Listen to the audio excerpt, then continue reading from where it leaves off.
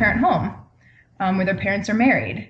And we've slowly been getting away from that, where more people are having children out of wedlock, and the divorce rate is up, and we just don't have the traditional family that we used to have. But I think you also have to take into consideration how healthy are these marriages? Because some adults will stay married just for the sake of kids. And I think you'll agree that yes, that's not the... it's not an ideal environment in which to be raised. Regardless, if the parents are married, the child is going to observe how the parents interact, whether they're married or not. And yes. if it's an unhealthy dynamic between the mom and the dad, if they're fighting all the time, if one of them happens to be abusive, if there's alcohol involved, if whatever the circumstances are that leads to a negative environment, it would be more healthy if the parents were actually divorced. Well, of course. I mean, we're looking at, a healthy marriage. Yes, you can't be comparing it abusive or... And that number is even smaller. I mean, that's... But I don't know if we have statistics, because you can't really measure or quantify what is a healthy marriage. I don't know. We fight once a month rather than once a week. Whatever there's no basis for determining what is and what is not a healthy marriage. Well, but I would say percentage-wise, I think a lot of people are in marriages that aren't what we would call healthy, but stay together for their own reasons, whether it's for kids or because they don't like the stigma of being divorced. They don't want to feel like they made a mistake in their life. There's a myriad of reasons why people feel like they can't get a divorce. Well, yes, and that is a problem. And I think that's partly due to our society today. We're very me-oriented, self-indulgent. I think people today are more selfish, and yes, the quality of marriages are not as good. Yes, the marriage is on a decline. Fewer and fewer people are actually getting married. I know they're scared to get married. I was actually pretty nervous about getting married when I was 21. I thought the idea of committing to somebody, and it took me a while to get used to the idea. And I know I have friends, and even I've talked to my siblings who they're scared to get married in a society where the stigma is just marriages don't work. But I think it kind of gets back to, it's not the fact that we've evolved and that we're past marriage, that we've evolved, that we don't need it anymore. I think it's just a matter of we're more selfish. We're not okay, let me take, for example, I told you about my trip to Cambodia. Yes. Which was an eye-opener. I loved my experience there. Yes. And you could just see the societal and the cultural traditions and how people lived an accepted life there. They just had a very different feel. They definitely did not have as much. They live in very simplistic means. And we took a tour through one of the villages there, which was one of my favorite experiences, just seeing how the people lived. And we had a translator there, and we got to talk to a lot of the people. And I asked the translator at one point, I was just asking her all the different things about their culture. And I said, well, what's the divorce rate here? And she turns to me, she's like, what's divorce? And I explained, and she's like, oh, people don't get divorced here. And it was just she was really surprised. She's like, why would you decide to get divorced? And I just realized how it's just such a societal view. Like they don't even view it that way. And yet people are happier there. I've never seen happier people, which just shocks me. Yet here we have that option where it's not only accepted, but it's a norm. People are still unhappy and selfish. And it's just... Well, there's also some countries, actually, I'm not saying Cambodia is one of them, but the Philippines, for instance, it's actually illegal to get divorced. You have no choice. Once you're married, you're married.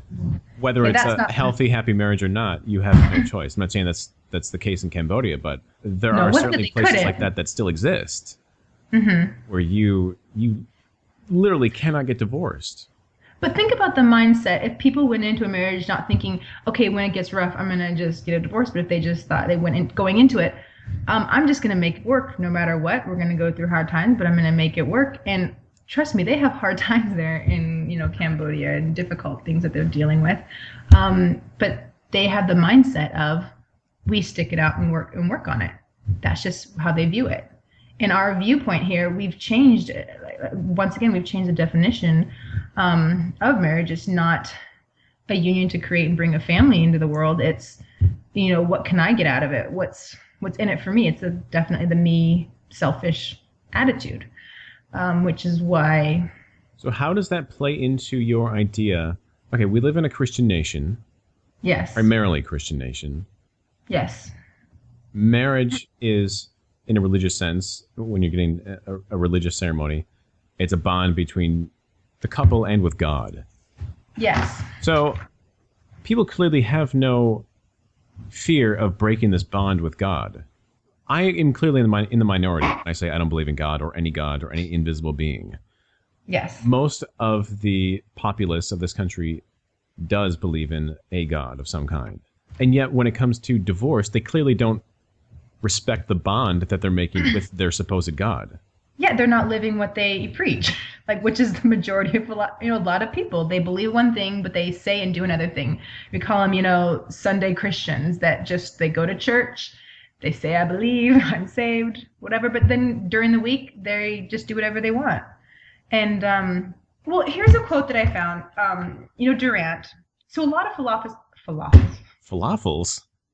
A lot of falafels. Go for a falafel right now. It sounds really tasty. Do you make falafels? I have claimed from the very beginning I am not this eloquent intellectual. Okay, go ahead. Tell me about your falafel. Okay, philosophers. Yes. They have repetitively talked about families being the core of society, right? Have you ever heard that before? Never heard that. You have never heard that? I'm just teasing you, yes. You're such... All right, so I loved Durant when he talks about, he said, the family has been the ultimate foundation of every civilization known to history. It was the economic and productive unit of society. Tilling the land together, it was the political unit of society, with parental authority as the supporting mechanism of the state. It was the cultural unit, rearing and teaching the children. It was the moral unit. And I think that's really the basic of... Let's take that in context, all right? Yes. Okay, back then when... Yes, I know where you're going to... I know where you're going with this. Well, we have to bring it up. Okay, first of all, I want to address something you said earlier about how you feel like we haven't evolved to not need marriage anymore. We are not such elevated individuals that we just... No, my point is, or what I want to say, how I want to address that, we at some point evolved to think we needed marriage. Look, our lineage goes back about 2.5 million years. Mm-hmm. And that's the point when we branched out from our chimpanzee brethren. Yes. Marriage was not obviously a concept in our species back then. No. And yet somehow we survived the last 2.5 million years, did we not? I mean, we're here now. We're doing this podcast. But civilization didn't start to thrive until people were organized into, you had a family unit, you had communities, you had states. There was a reason for the structure in the unit, and that's how the cultures thrived. But it was because of those units. But the idea of marriage, we have to break this down. Marriage was never about love in the beginning. It was literally just a business transaction. We're going to have kids together. It wasn't even that. It was like... We're going to... Yeah, it was about dowries and about bride price, which was the amount you paid to the bride's family in order to purchase her. And the bride was really, in biblical times, the bride was considered property. She was nothing more than chattel. She literally was the possession of the husband. It wasn't about building a nurturing, loving family. It was about combining the wealth of two different and equally socioeconomic families in order to sustain the community. It wasn't about love and how do we nurture and develop this marriage. I mean, you had a 30-year-old man marrying a 12-year-old girl. You can't possibly have a love bond between those two. Men were essentially buying the rights to exclusive sexual access with girls. I mean, I know it's kind of a way of saying it, but it's really what they were doing because they want to ensure their progeny, their offspring, are theirs. It's all about paternal, they don't want to end up on Maury Povich trying to figure out who's my baby daddy. You have quite the way of putting things sometimes. They want to know, it was a way of ensuring that their kids were their kids. Yeah, so we agree that there was a lot of emphasis placed on the importance of growing a family, but it was not about what we try to emphasize today, in that it wasn't built on a foundation of love. It was built on a foundation of economics. And so I think part of the problem is that's the backbone of how marriages started. It's not rooted in anything in love. It's rooted in just It's a legal and it's a legal transaction. You sign a contract.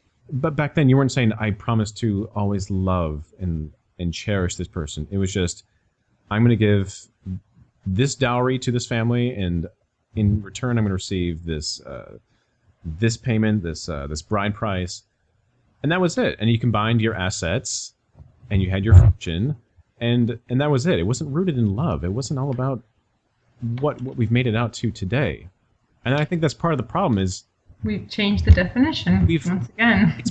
It's been redefined by poets and writers and filmmakers and Hallmark. And I think it kind of skews the expectations of people entering into marriage. First of all, it's become very much a business.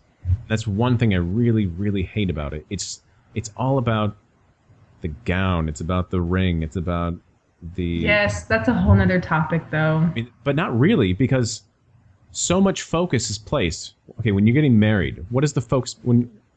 When the engagement ring is given to the prospective bride, the focus then becomes the wedding day. It's all about the wedding day. And you spend a year, year and a half, 2 years, whatever it is, planning that the one day, just spend $20,000 on catering and gowns, tuxes. Yes, if they devoted half the energy they do to the one day, to the one single day, singular day, that they do to the entire lifetime ahead of them, we would have probably a much smaller amount of marriages ending in divorce. People don't plan. They plan for the day. They don't plan for the life. That could be a little slogan. Plan for the life, not the day. Yeah, well, it's... You can put on your bumper sticker. You know, make up some T-shirts. Hey, but it's true. People plan. They spend more energy planning this one singular day to make sure it goes off without a hitch, and they spend almost no time planning for a lifetime with this person. And that is why marriages fall apart. Because people have these unrealistic expectations. They watch Hollywood films. They read books about star-crossed lovers who fall in love, and there's some tragedy that they can't be together quite yet. Yes, But in the end, they end up together, and it's happily ever after. Well, they don't show what happens 10 years later, with good reason, because by that point, the couple is probably divorced. Well, I think chick flicks actually do a disservice. They do. There's no knight in shining armor who's going to carry you through marital bliss the rest of your life. It doesn't work like that. We're human. We change. We evolve. Yes, but not everybody is like that, planning on the $70,000 wedding. And well, I can tell you one thing. Actually, weddings in the Mormon community are not very, like the wedding day, are actually not huge. They're not like a traditional, no one spends $30,000, $40,000, $50,000, like $100,000 on weddings. My reception was actually in my backyard at home. Mm-hmm. And a lot of Mormons, I mean, it's actually kind of funny, a lot of Mormons, their receptions are in the basketball courts, like of the church buildings always have a big basketball court area, gymnasium, area. And that's where a lot of wedding receptions are. With the steel folding chairs and the... Yep. And once again, it's not, for them and for the Mormon community, it's really not about the big day, but about starting your life together and having a family. And now I know I sent you that article about why I can't stop reading the Mormon mommy blogs. Yes. And you didn't read it. Didn't read it. I didn't do my homework. I sent you one article. Yeah, this is one article that makes me look good. I know, I didn't do it. But it kind of had an interesting perspective that I think some people are starting to get back to old-fashioned traditional values and actually... that they're not backwards, thinking they're not backwards anymore. The girl who wrote this, she said, "I'm a young feminist atheist who can't bake a cupcake. Why am I addicted to the shiny, happy lives of these women?" And it's true that there are a lot of, in the blogging world, there are a lot of Mormon moms. Mormon moms love to document and journal and write. It's something that's a big part of the Mormon community. And they love their family and their kids and baking bread and all those homemaking things. Everything that you do. Yes, I am a Mormon mom. Yeah. I just don't have any kids yet. Once I do, I will be the epitome of a Mormon mom. You're just practicing. I am. I just take care of my friends and my husband. Mm-hmm. You're the community mother. Yes. But what I'm saying is a lot of women, I even have other friends that have commented about, I kind of like your life. You seem to have, even though it's old-fashioned traditional values, I've had people comment, and like this girl was talking about in her article, she's a feminist and an atheist, and yet she's kind of envious of the fact that here they are taking care of their kids.